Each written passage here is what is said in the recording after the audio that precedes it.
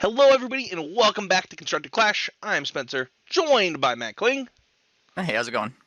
and we are here this week to play Blue-White Control versus Green-White Company in Historic. And, Matt, we just did this. Like, I'm having a little Yeah, deja vu. yeah, we definitely did this, and I got mostly wrecked. I mean, we did play 3 games in both of the first 2 sets, so it wasn't like completely getting destroyed. But I did lose both of the first 2 matches that we did, Yeah, and but we learned something important, which is that Tithe Taker and Thalia are really, really important in the matchup. well, yeah, I So, mean, I already knew that. That so was we've added given. 4 Thalias to the main deck to make sure Oh that no, I'm this definitely not doing that. or That's not for, Thalia. I meant Tithe yeah, Taker. right. Which But is arguably better in the matchup, honestly. yeah, it felt good. The But activated ability thing was real annoying. Yeah, I mean, especially if you're not prepared for it. Like you get people with that all the time, unlike their Castle Ardenvales or their Castle Vantresses. I mean, that was not the most annoying part was the cycling. I was just like, this is Sure. nuts. Yeah. Uh, but no, in all seriousness, I think that Matt, you pulled a list before that you just pulled a list and played it, and now you've actually been testing the deck and had some changes you wanted to make. Yeah, that's pretty much what it is. So like I pulled the list and just assumed that the person that I pulled the list from, mostly knew what they were doing. And then I looked at like especially in the mana based parts, like there were clearly just decisions made based on how many wild cards this person had. So then I went back over the list and was like, I don't know. There was it was overly metagame for Sultai or not for Sultai for Sacrifice for one. So we put the Yusharns on the board that I was playing in the main, and the Tide Takers have been, really good for me in basically every matchup. So the fact that they happen to be good in this matchup also is more coincidental It than is Chef's Kiss. a conscious decision. Yeah. I mean, according to Twitter, you're a grifter, man. I don't know what to tell you. Yeah, no, I voted that way too, given the context of the question. So yeah. I didn't. I voted that you were a genius. So, yeah, I think that this matchup is slight blue-white favorite, but pretty close to. I don't even know that it's like even 60-40. Like it's blue-white favored due to the nature of kind of how the match plays out more than anything. But Yeah, definitely. I don't know that there's like even in the games that we played in that last video that we lost the audio for. It was very clear to see how you can develop a game plan to win in this matchup. Yeah, I mean, pretty much either I amass an insurmountable card advantage with the Great Henge, right, where you just can't come back from it, or the soft lock of disruption hate bears early, and I just get under you. Yep. But for the most part, like you're playing a bunch of 3-for-1s in the matchup, like Wrath of God. I mean Teferi. It's a lot of stuff that's really hard for creature-based decks to beat. So For sure. Yeah, I think that this will play out closer to. I think we'll go to 3 this time, for what it's worth. But I'm excited to dive in here. So that is going to be it for the pre-show, and we'll see you guys for the matches. All right, time for the bait and switch. So now we pull out the Gruul. I'm actually pretty happy with Tide Takers in that matchup too over Yusharns. So it's just every matchup. Just a great card. Yeah. Yeah. I mean, even against Sacrifice, it's actually not bad. Remember that time that we added Tithe Taker to the Boros deck and it was lit? Yeah. Yeah, I think that this is a keep. I did win the die roll both of the other games, and losing the die roll here sucks. Yeah. My hand is a mulligan. His hand is not a lot better, but it is better, so. I'm winning the sleeve game. Matt's playing naked. No, that's just strictly better. The only reason anybody ever plays sleeves is because your cards get dirty. Wow, that is actually insane. It's so good right now, though.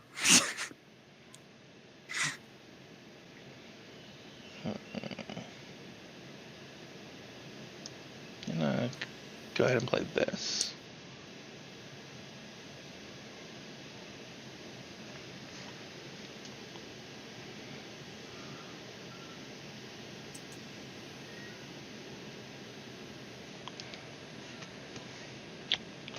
Man, well, that was quite the draw for Matt Kling.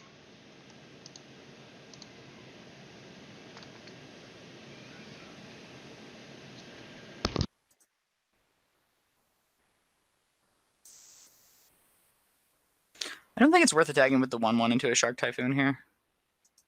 I would agree with that. I feel very dead, so. Well, I mean, all you have to do is top deck a Wrath of God, right? Even if you don't have one already. Yeah, we're gonna go ahead and cycle this. I don't think we can afford. Well, we did not draw a spell this game, which makes games harder to win. It does indeed.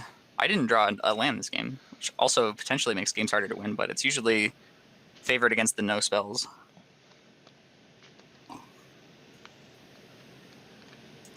All right, well.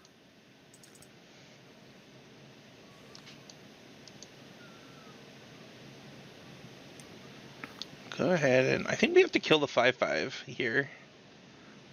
Yeah, I agree. I mean, your other options are going to 3, which is not great, or going to 1, which is. I mean, I think that I'm just really dead not great. now. So let's cycle this. Holy crap!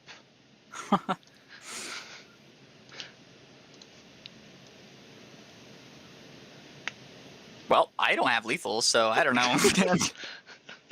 This is the... Okay. I don't know that it matters. Like, I have to draw specifically Wrath now? Yeah, I agree with that, which is why I'm contemplating just not playing another spell. Right. I drew a Scavenging Ooze for the turn. The problem is I'm not even sure that it's I'm not even sure that it's going to be good enough if you Wrath, is it really going to help me? So basically the only thing I can't come up with a scenario where you could have a way to get rid of 2 creatures here, and since you're at 1, I mean, I could have double removal spell, right? Cast out plus. You certainly could, but you would have played one already, right? Like, well, I just cycled though. Right, but sure, cast out plus what though? I mean, Baffling End. Yeah, so it'd have to be cast out land Baffling End, which I think is far less likely than a land, or than a Wrath rather. Sure, that's fair. I mean, I can come up with some scenarios where you could have it, like if you were holding up a counter spell here, maybe, and like you had a 1 mana cycle or something and it turned into double Baffling End, or sure. Oh, double Baffling End also works. I didn't think of that. It's a lot more specific though to figure out how you could beat 2 creatures without a Wrath. Yeah. So even though I don't think the Scavenging Ooze I just drew is likely to win me the game if you Wrath, it's still better to not play it, I think. I agree with that. I would not play a creature here. I am going to cycle this land.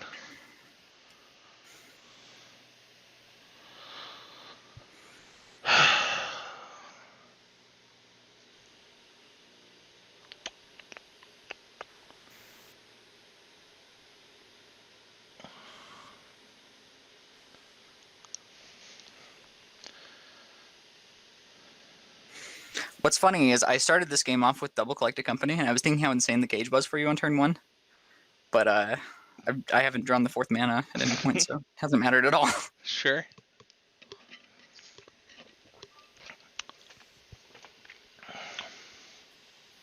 Well, we started drawing spells, but we definitely drew them too late.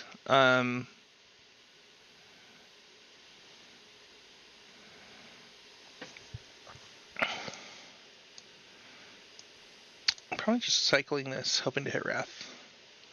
Makes sense to me. Well, we are now drawing spells. They are not Wraths.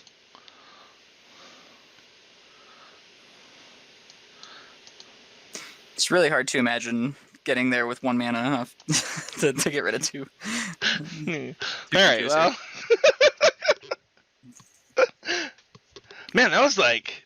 I thought my opener was like totally fine, but it did not did not shake out that way. Yeah. All right. So in this matchup, I think that Narset is pretty not great. And then the next choice for me typically comes down to like, do I want Search for Azcanta? Do I want Shark Typhoon? Do I want Censor? On the play, I like to keep in the Censors. And so for that reason, I actually just am okay boarding out one of the Shark Typhoons. Sure. From my end, I am boarding in 4 Thalias and 1 Vivian, and I think I'm boarding out the Llanowar Elves, especially because I'm really increasing the number of 2-drops that I have. I just don't think that I need the Llanowar Elf. It plays into Wrath a lot, and the acceleration just doesn't really do anything for me. Like, I'm gonna have to most of the time grind you out or just get you locked under 2-drops. So either way, it doesn't really benefit me to have a 1 into 3 curve. Sure. And then I'm also siding out 1 Luminarch Aspirant for some of the same reasons. I mean, I have a lot more 2-drops coming in that I'd rather play than Aspirant, and it also just it doesn't really do that much by itself. It is kind of a threat that can get there on its own, but it's generally better if you have a wider board, and it's not really my goal in this matchup. Sure.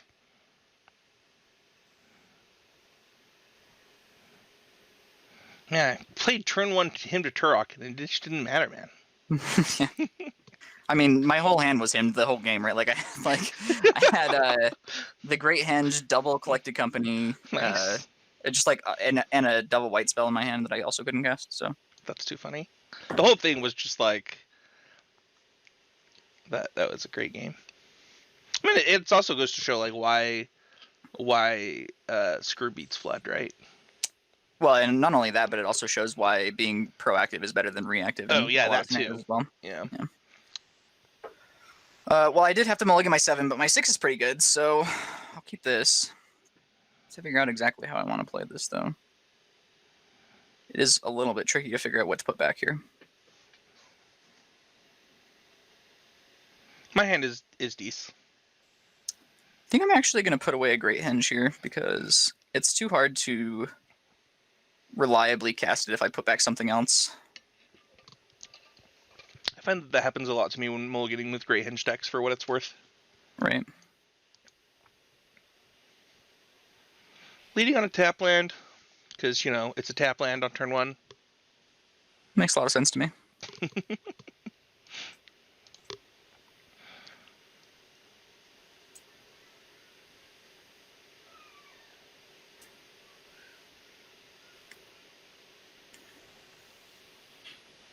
I have to decide which one I think, which of my 2-mana plays this turn are better to get censored. I mean, there's certainly no guarantee that you have it, but it's still worth playing around. Sure. I think this one is better. Well, I'm gonna decide to censor that one. Yeah, I mean, I assumed that either one of them that I played was going to get censored, so... Can go ahead and play this land tapped and pass the turn.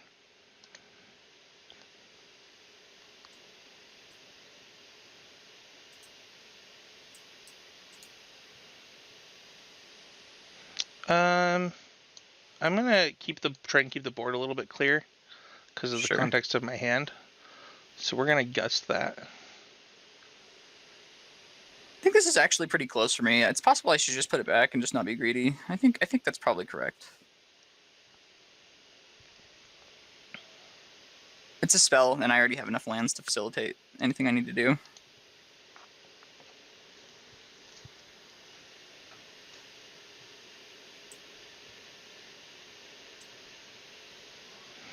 This is what I thought Matt had before, which is why I was pretty okay with the counterspell there. Right. Here we're going to go ahead and put this cage. That's so good. And pass.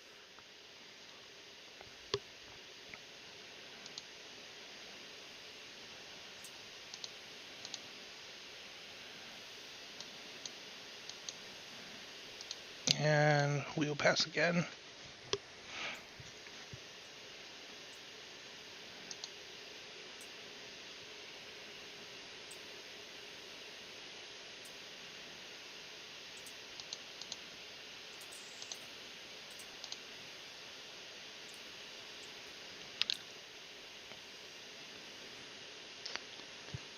Interesting.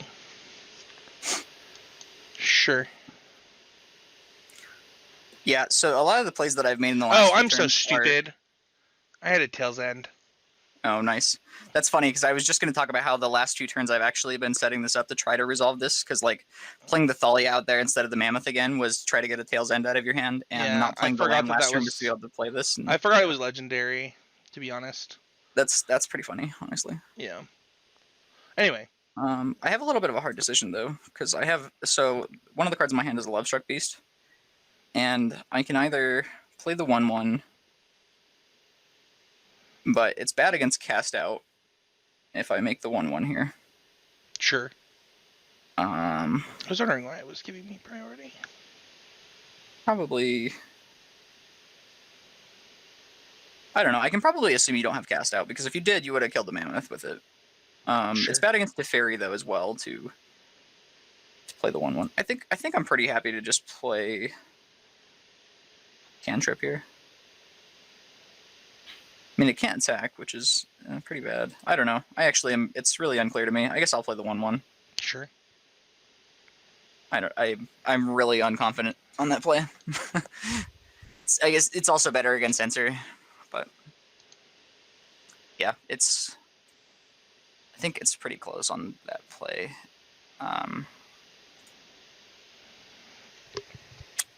I don't know. Even against the Cast Out, it's actually a little bit unclear whether it was better to play the 6/6.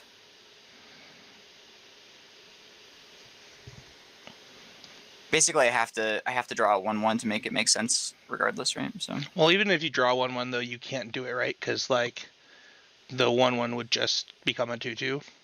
Well, it'd have to be a Heart's Desire, right? Because the tokens don't get +1/+1. Sure.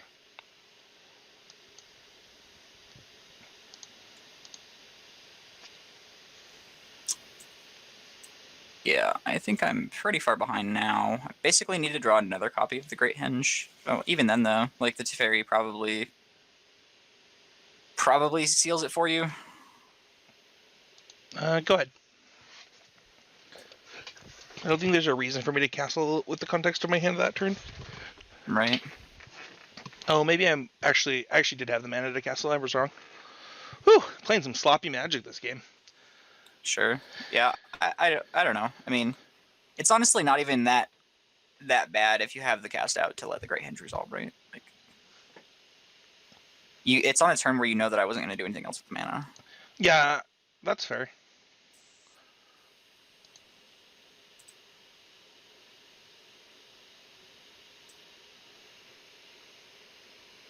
That was a good draw.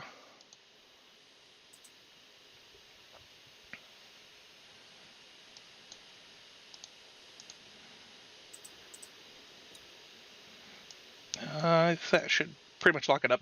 I have 2 counter spells, by the way.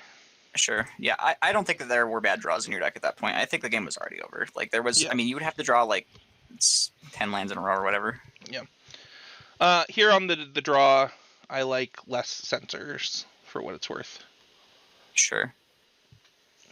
Maybe not, though. Maybe I still actually would just rather have that censor than the Cast Out. Than the Shark Typhoon, I mean. Yeah, I'm considering making some changes on the play as well.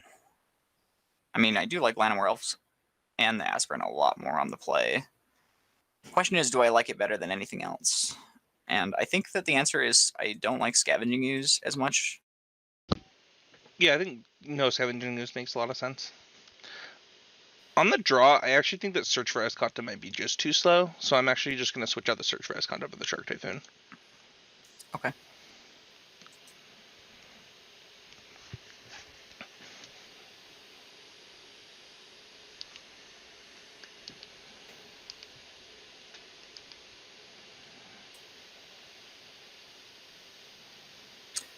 I'm going to keep this hand. It's not inspiring, but it's fine. My hand is fine also. I did realize something kind of awkward about my hand just now. You'd love to hear it. Yeah, it's just a little awkward. I wanted to play a Mammoth as a land on one, but then my Sunpetal Grove wouldn't enter untapped, so there's just no way that I could really do that.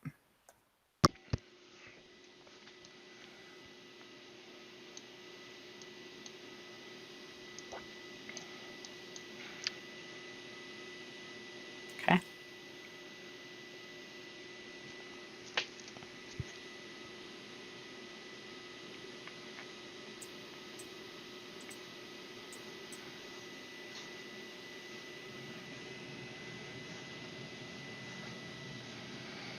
Hmm.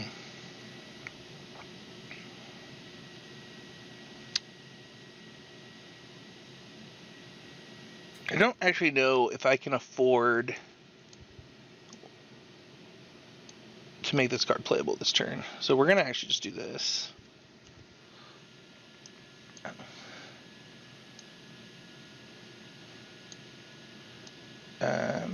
That might actually be worth it now.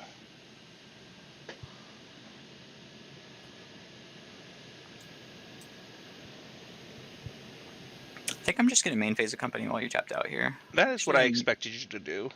not too unhappy about a Wrath, and I also hit a Thalia because I'm great. That is annoying.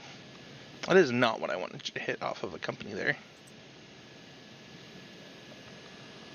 Well, we did not draw a land this game so far, and we still did not. Definitely not ideal. Yeah, I think I'm dead. We'll see if we draw land this turn.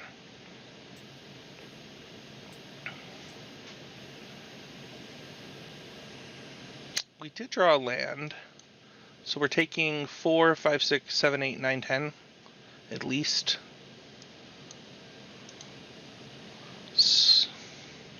Oh, it doesn't even matter though, because even if I Wrath, you're going to kill me with the tokens, so I actually just lost. Yeah. Yeah, I also had another company in my hand, so I had Sure. a lot of insurance as well. Sure. All right, so match 1 goes to the Klingster. Whoops. All right, waiting for the challenge for match 2. Let's roll this thing. Accept. Blue, white.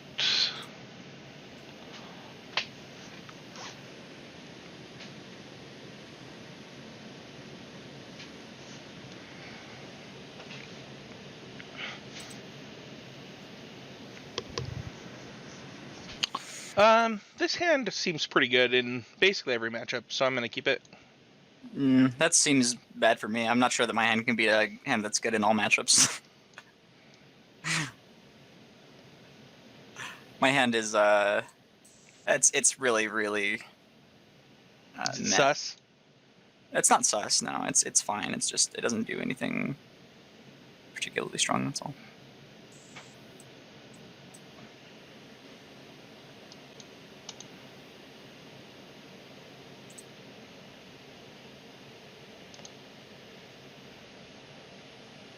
I'm not going to lie, I thought I was on the play when I kept my hand. Yeah, I was just gonna say the only really good thing about my hand is that I'm on the play. I definitely thought I was on the play.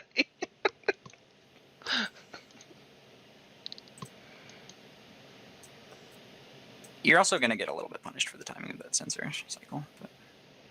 Whatever. I was planning on doing this anyway. Sure. Yeah, I mean, if you are 100% confident that cycling the sensor is better than countering Lovestruck Beast, then it doesn't matter. I'm not now, but I was quite sure that I think. I don't know. This hand was definitely not good on the draw, and I thought I was on the play.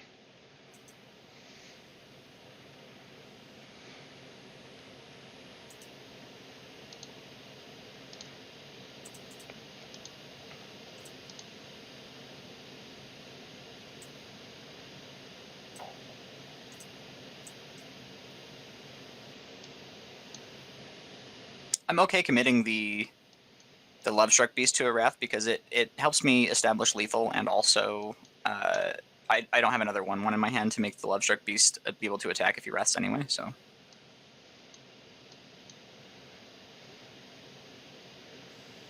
Okay.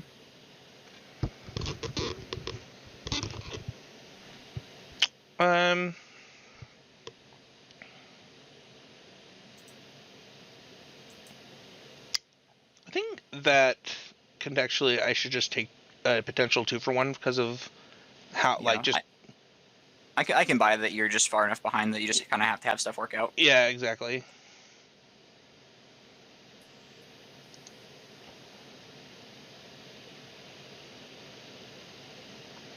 My hand, while good in every matchup, was just definitely not what I needed on the draw.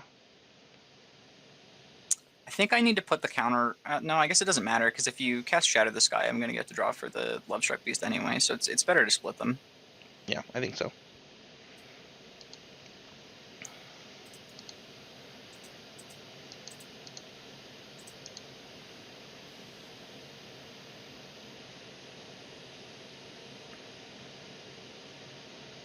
Deciding whether I'm okay dedicating one more threat to this board. You didn't have Wrath last turn for sure, but you did cycle twice main phase, is that right? No, I didn't cycle it all during my main phase last turn.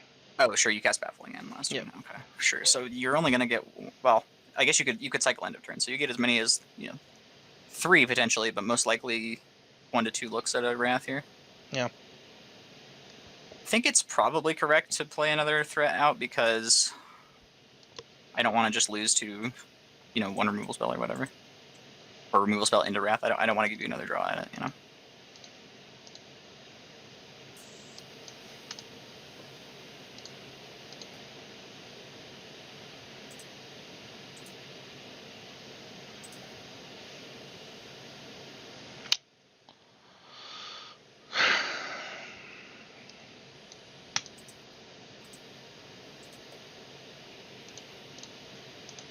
So much cycling. Where's your Drakehaven?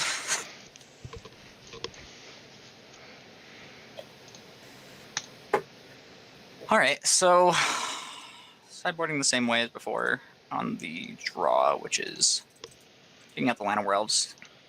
They are actually particularly bad against Wrath on the draw because you're going to get to Wrath on, my third turn. Right.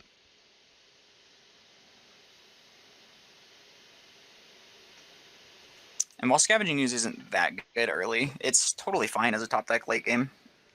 My graveyard is potentially, going to have a lot of creatures in it, so. Sure, we can keep this. It's Yeah, kind of awkward, but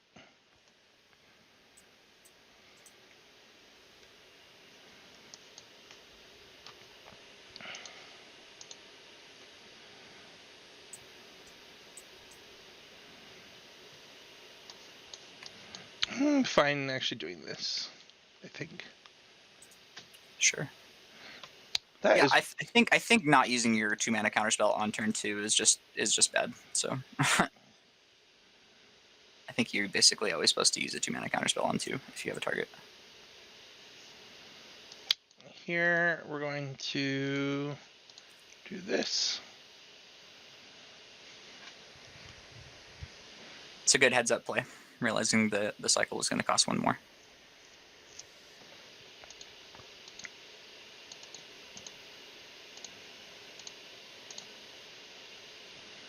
Did I trick you? Did you think it was going to happen? I mean, attacking there seemed really good for me, so I was hoping.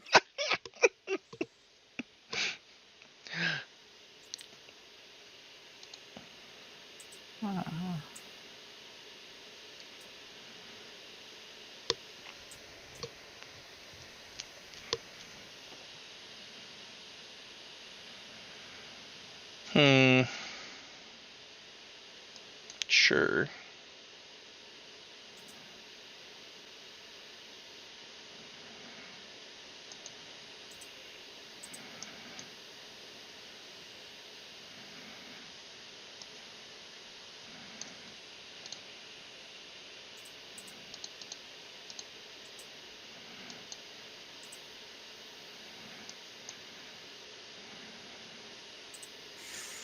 Yeah, I'll eat some stuff out of the graveyard just because it's, free to do so. I don't think it's ever going to matter, but...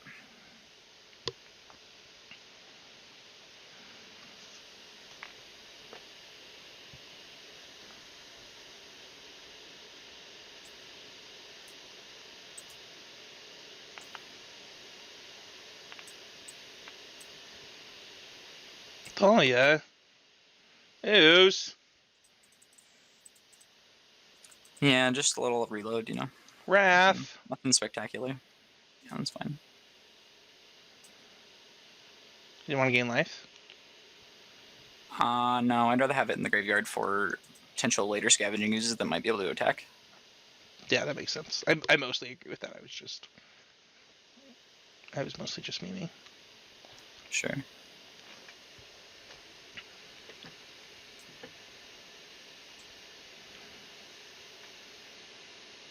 Hmm.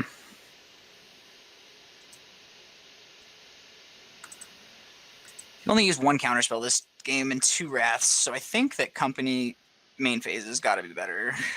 Certainly, it could not work out, but it's got to be better still. It's the greatest company ever. Yeah, it's pretty medium, all things considered. I don't know how many shatters you're playing. It's probably just one, but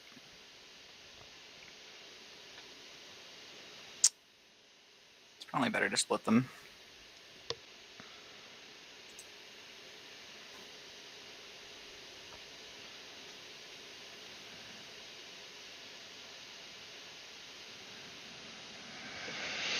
Hmm.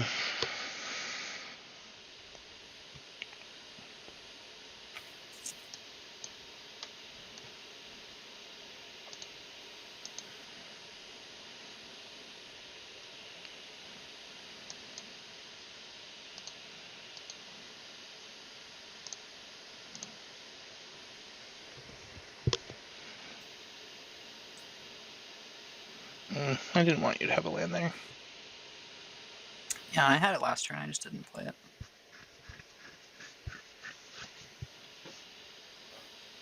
I think I'm supposed to cast the Great Henge now, because if it gets countered, at least your Teferi will likely die. Yeah, I think that I have to counter that and let my Teferi die.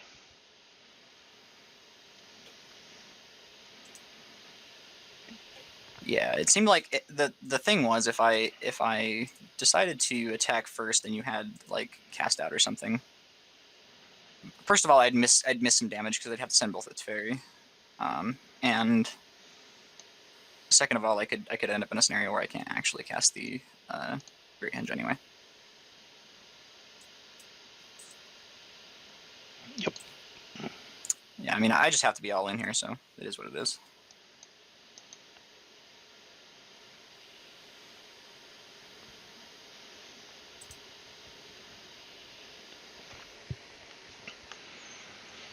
I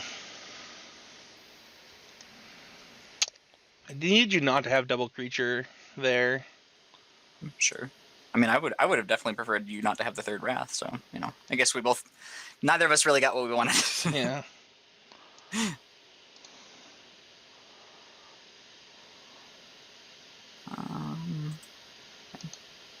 It's definitely better to split because you have the Castle Ardenvale. Okay, we're gonna take 6 here. I've never played around the fourth wrath in my life, so.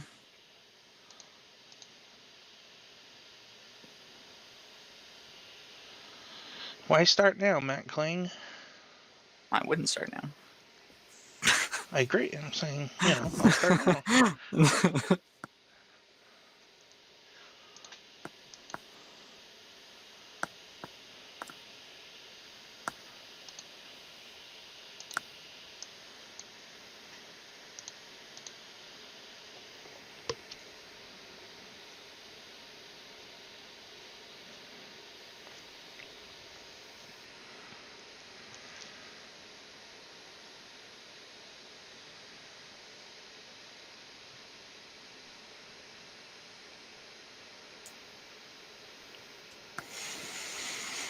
That's interesting choice. Yeah, I did it because if I hit a Tide Taker. Oh, you have Grafter's Cage in play, though. That's okay. Yeah. Nice. Yeah, so I was thinking I was going to get you because I was like, well, he's got Castle in place. So if I hit Tide Taker, like, if he lets this resolve and, like, I hit Tide Taker, he won't be able to activate the castle. But, yeah, that was,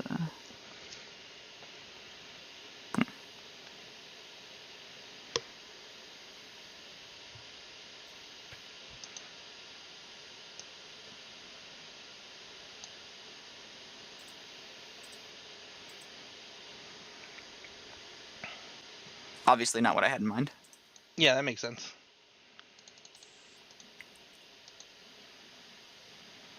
There was a Skyclave apparition in there as well, so it's possible it actually mattered a lot. I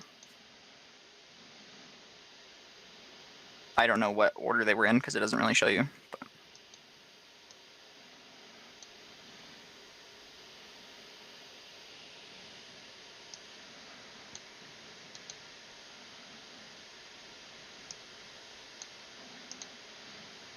Seems strong. It's a very powerful feeling when you are hard casting Shark Typhoons. Usually means the game is firmly in your grasp.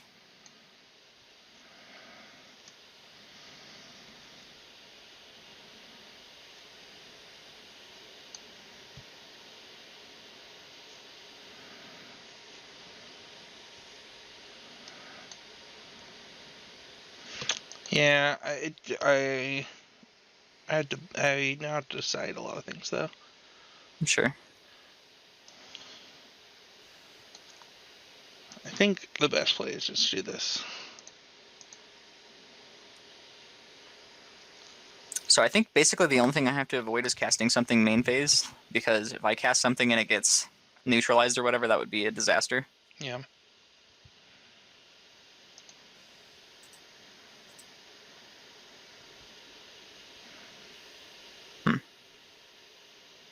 I actually am unsure if there's any reason to attack both at Teferi, because if you have cast out, you would actually just be able to cast out the 5/4 and then block the 3/3. So I can't really beat a cast out.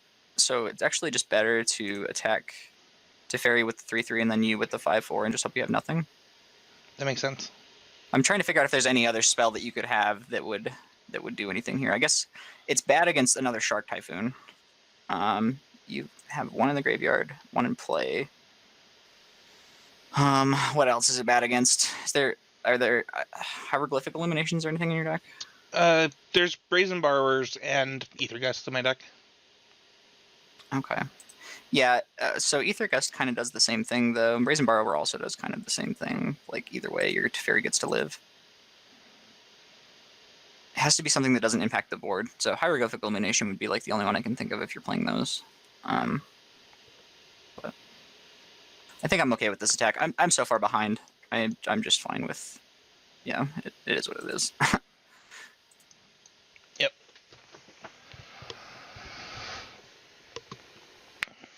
All right, game 3. On the draw. The Drizzy draw. The Drizzy draw. The Drizzy draw.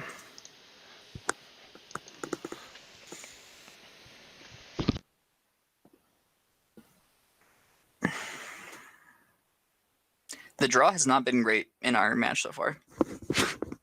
It really hasn't though. Just either set for what it's worth, because like I won both the die rolls in the last one. Right. Yeah, I think we're both 100% on the play so far in our 4 matches. I think I 2-0'd you in the second one for what it's worth. No, we definitely went to game 3 on both of them. Did we? Okay. Mm-hmm. Ooh, that was awkward. Okay.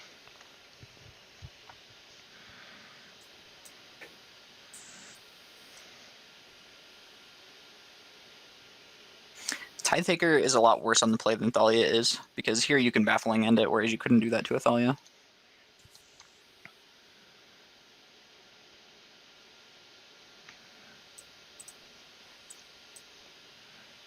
Oh man, Skyclave, so good. Yeah, I finally had it. These Crafter's Cages have been just like chilling in play for entire games. Yeah.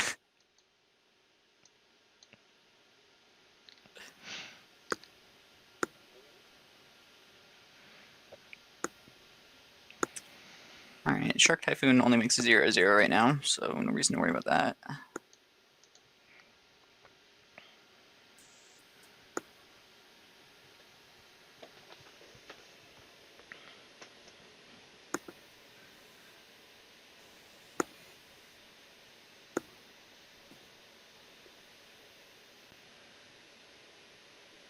Man, your deck is so much better against mine with 4 Tidetakers. Yeah.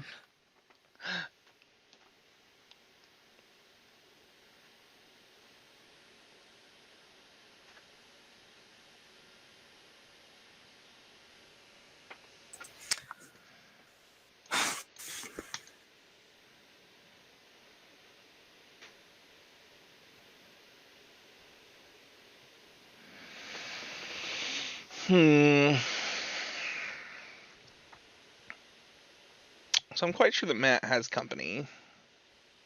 Yeah, not a hard read to make here. I mean, the only alternative would be that I have 4 lands in hand, and in which case you're going to win anyway, right? So. You're right. So we're just gonna ship it.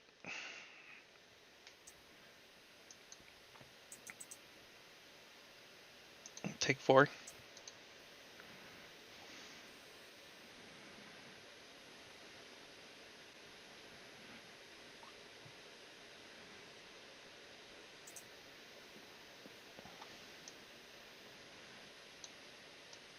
Here we're gonna make the 1/1.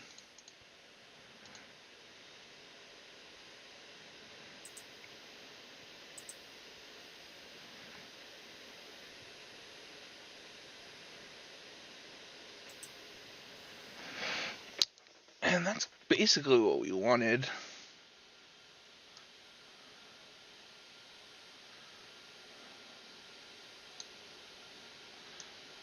Go ahead and cast Baffling End.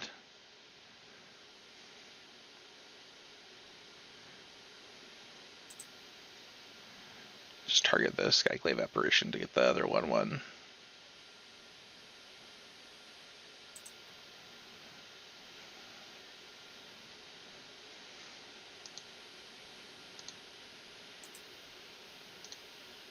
Pass the turn. I think that I'm just supposed to end step the company. I'm sure that it's going to get countered, but I kind of want you to tap out for my turn, so. And I obviously don't have enough pressure on the board anymore to sit back.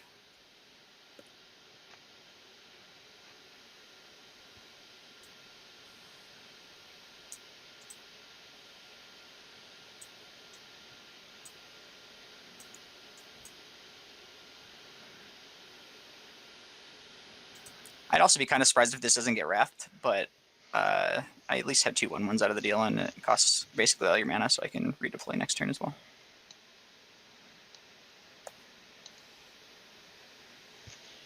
That's even better for me.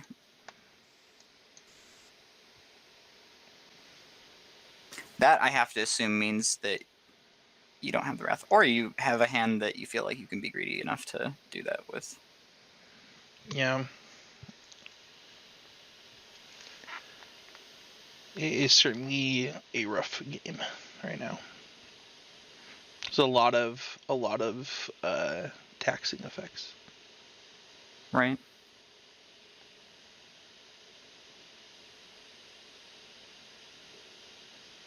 I mean, yeah, these 1/1s are certainly a problem for me, though, so. The Thalia is the only one that can attack cleanly.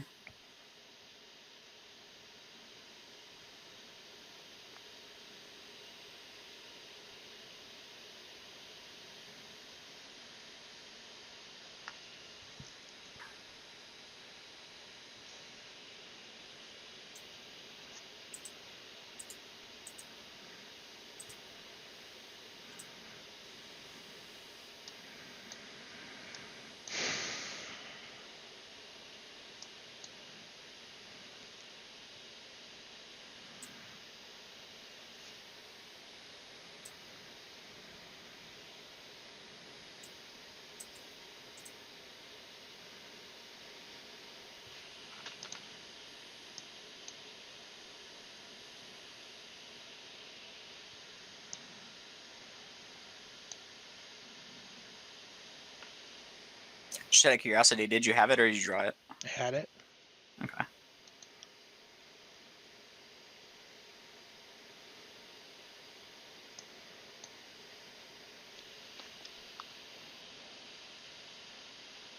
We're going to pay life here, but I think that actually could come back to really bite me later.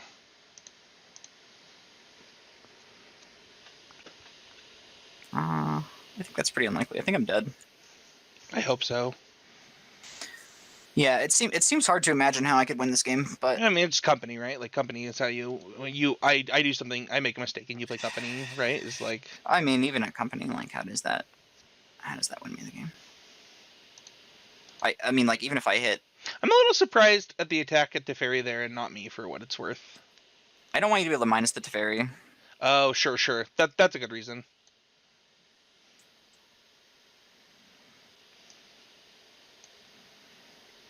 I actually think that I needed to be the Great Henge, and you do not have an answer for it.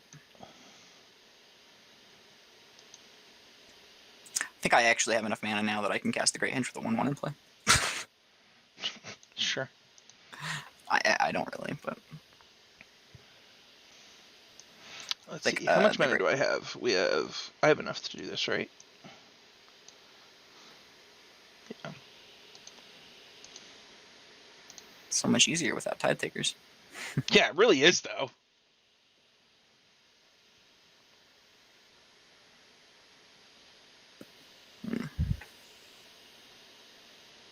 Actually, a really interesting decision.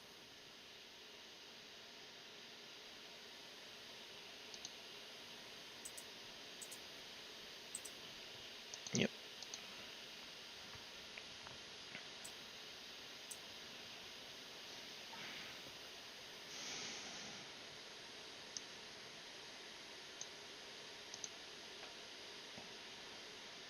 Sure. I'm just going to concede. Okay, that's fair. I have another counter spell in my hand and a cast out, so it felt like Sure. that was gonna be a win for me. I'm curious if Skyclaving the Baffling End or the Cast Out was better. Probably the baffling end. I think it's the Cast Out, actually, because I really want to make the Great Henge on the cheap, and I Sure. think that... Did you have the Great Henge in your hand? No, I didn't. Okay. And I think that if you were going to kill the Skyclave, it didn't matter whether it was a 2 or a 4 under there. Sure. I think you know, at some point you end up in a position where you can't beat anything, so like you just have to play as though your opponent has nothing, right? Sure. And also play towards your best possible top decks. That's fair. All right, the final matchup. Do you think I'm gonna be on the play this time? No, one more die roll. Come on. It's so powerful when you gotta play 3 times. Nice. That's so good. Never didn't have it. I will keep this hand. I think that it is rough, but it is keepable. My hand also has some pretty clear problems with it, but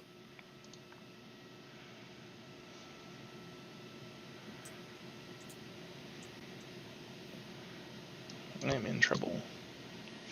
I'm in danger.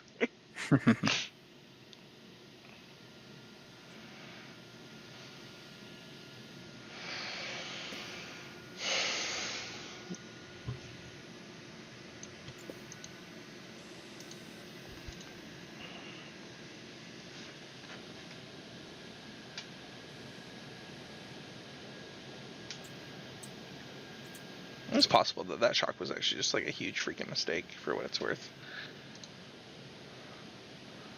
Would you like to? Oh, you can't do your own stuff. can you imagine what it'd be like if I did that, right? It does seem like the shock to hold up sensor, if that's what it was probably not great.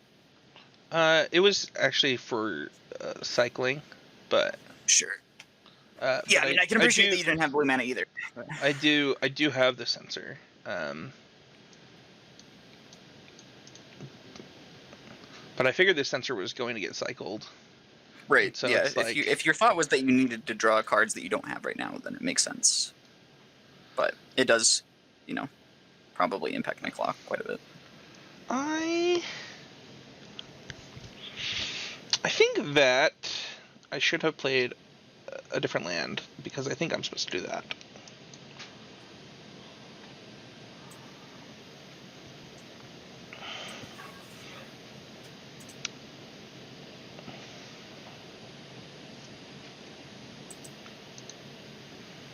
I'm in pretty big trouble here.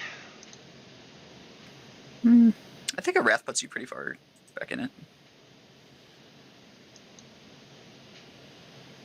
I wouldn't go as far as to say like you're definitely winning the game with a Wrath, but it's gonna be good for sure. As you know, Wrath of God tends to be. Yeah. That Skyclave is not what I wanted to see.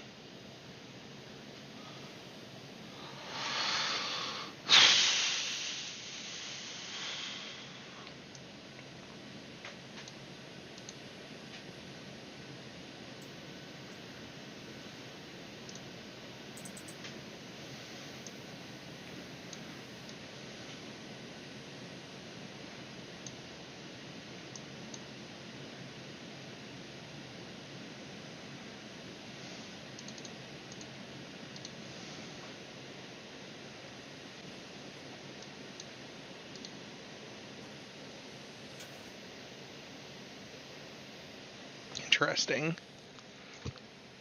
Is it interesting? That you have nothing? Yeah, it is. I mean, I cast a Skyclave and nothing else on 5 last turn, right? So I think it's... I don't know. I thought you had company. Sure.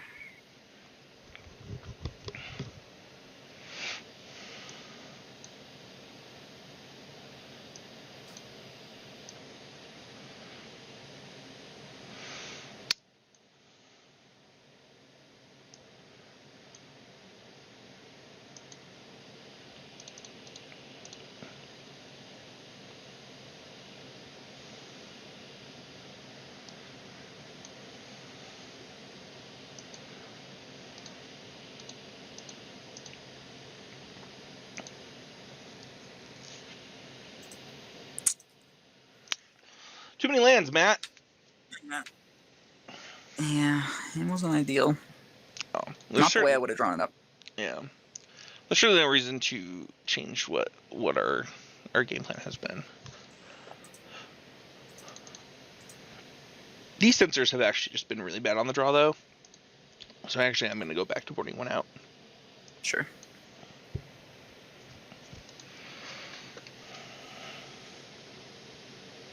So I guess that what I said originally is not true. We are going to make some changes.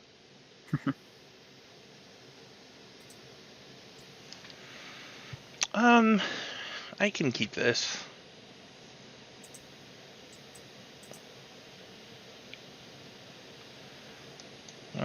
Play that.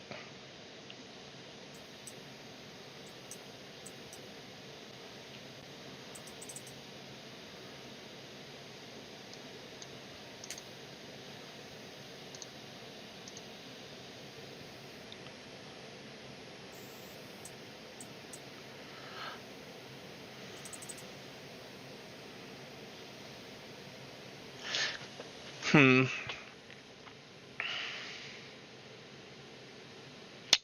actually wonder if it's just correct to cycle this Shark Typhoon for one right now. Sure.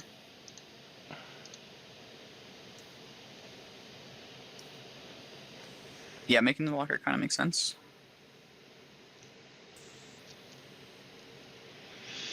Hmm.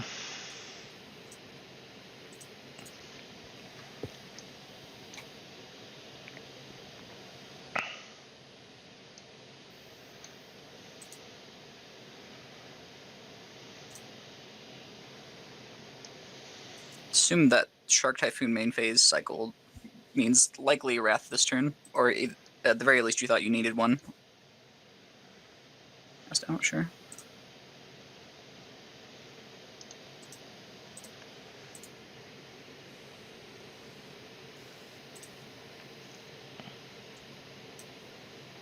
Oh, that is not what I wanted to see.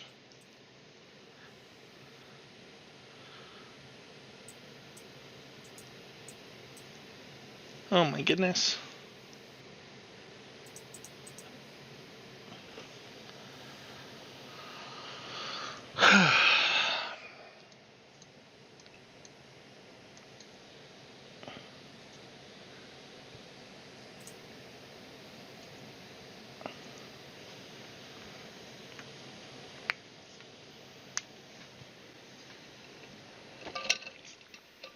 Yeah, it did mean that I had Wrath for what it's worth.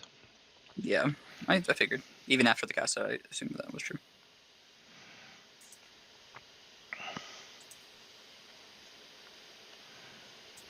You don't wanna double your mana there, buddy?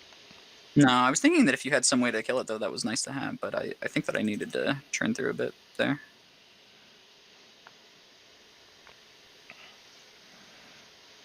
I mean, the plan here is to just make you have to have Wrath every turn until you don't, hopefully, you know.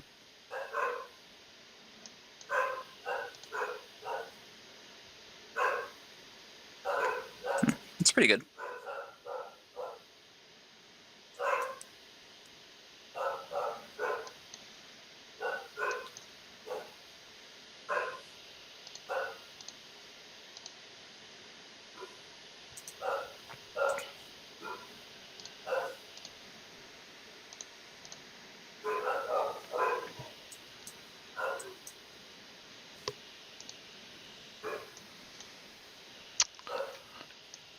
Well,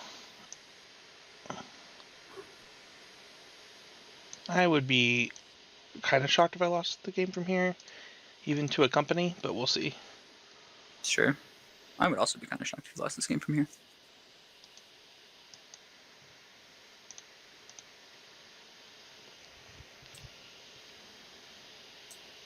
You also have the context of your hand, but I assume your hand is all lands.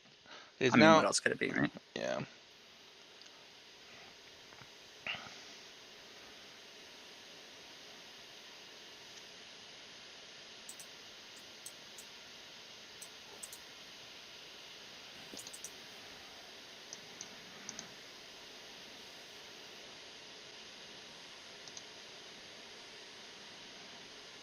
I mean, the only good thing about company right now is that I could take cast outs with an apparition and get the Great Henge back. So, you know, my basic plan is to hope you just don't have a counterspell, draw a company, hit Skyclave plus something, and get my Great Henge back, cast the Love Shark Beast, and then try to churn through the deck a bit. Sure. Yeah, it wasn't that though. Yeah, the Wrath Aethergust was a really good turn. Yeah, I was hoping that would you know, put me in a position where, I mean, you had 3 cards in your hand still though at that time. It's possible that casting the Skyclave was not a great decision, but I think it mostly needed to be exactly Wrath Aethergust, right? And I didn't consider that, which is obviously, you know, my bad. But well, let's go into the post game. Well, Matt, even after your grifter play, it didn't matter. Grifter play. No, so I want to highlight the thing that you said during that match because it really felt true, and I think that is both contextually one of the problems with blue white and something your deck emphasized was how important being the play was in that matchup. Like I know though I won the last 3 or something on the draw, but I think that was because I just drew a ton of wraths more than it was like. Well, I mean, yeah. See, you won the last 2 on the draw, right? Didn't I win game 3 on the draw in the? We didn't play game 3 in that set. It was just 2-0. I mean, in the was it not the second set? No, because we went to game 3 each time, right? And I won the first game both times, so it would have been each person winning on the draw. Yeah, so then I won game 2. Oh no, yeah, you would have. You're right. You would have won game 3 on the draw. Yeah, you're right. Yeah, but like I think that like I said, contextually, that's just because I drew a ton of wraths. Whereas like Thalia, Tithe Taker, Censor, and just counterspells, the counterspells that I was playing in general, just made it more likely that like being on the draw was substantially worse. Yeah, definitely. Yeah, I mean, there were certainly points when if you were on the play, you would have been able to win those games, even against like Tithe Takers and Thalias. So, do you think that? So it's obvious that blue white is like a slight favorite in this, but honestly, like I thought I was going to lose in that second match. Like sure. it seems very easy to like we said construct that situation where green white wins these games. Yeah, I mean it just really comes down to, I mean I pressure you into having the right answers, and you kind of pressure me into having the right mix of lands and spells, right? Like right.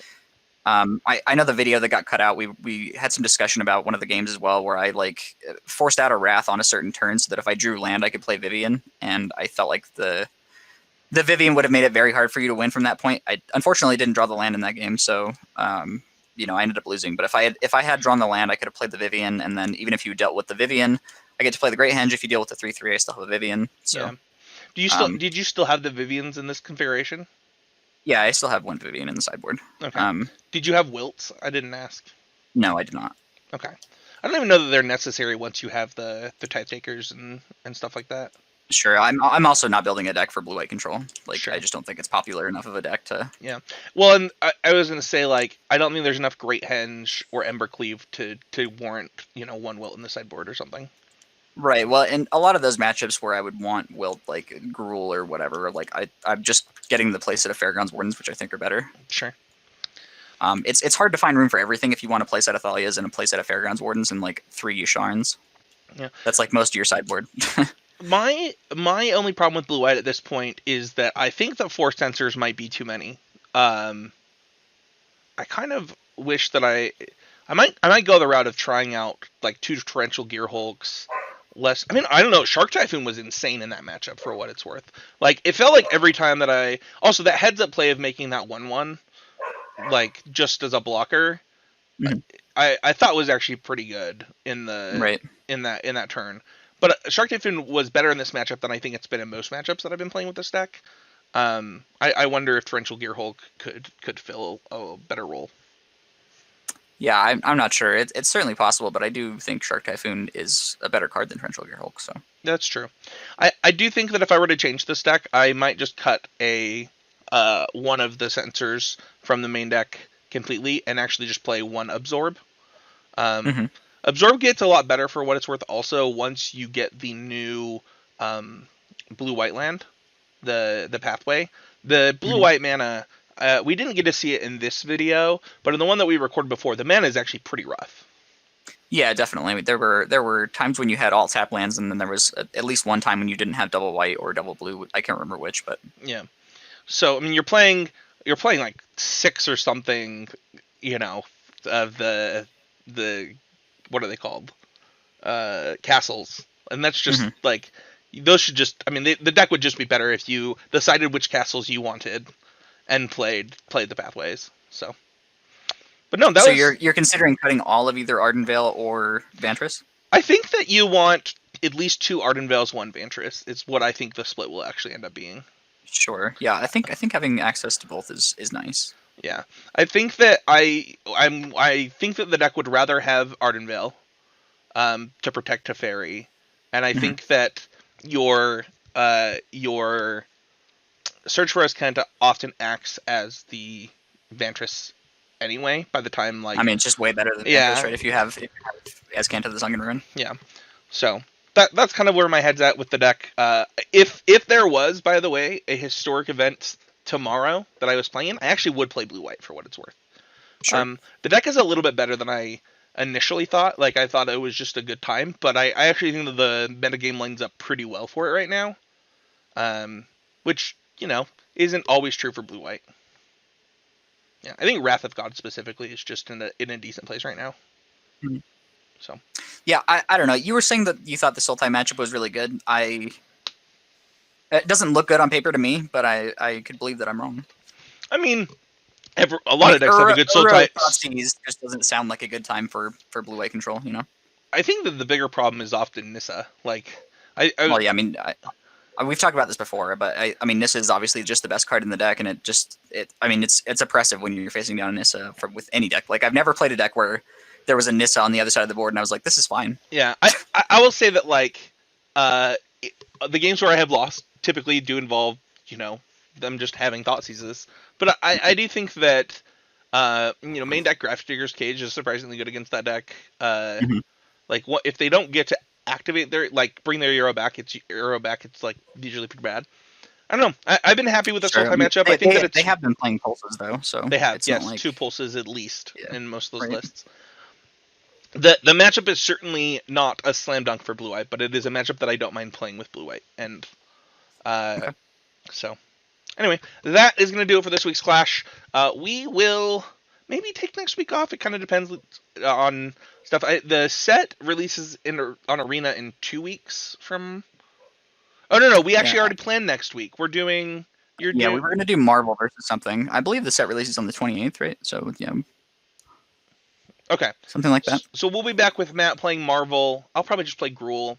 next week. But yeah, we'll see you guys next week with another Constructed Clash. Matt, thank you so much for jumping back on with me. I apologize on the recording issue. You know, that was really cool of you to just jump in and do the skin with me, especially after the thrashing you took last time. Yeah, I'm kind of glad it was closer this time, and I'm also kind of glad that it worked out the same way, because I think that The tie this was takers like were quite good. well, yeah, I think this was even a better representation of the matchup, though. Like, I Yeah, think that we so saw very clearly how each deck wins, and like how it's blue white favored, but not by so much that you could never lose. Yep. Well, thank you everybody, and we'll see you all next time.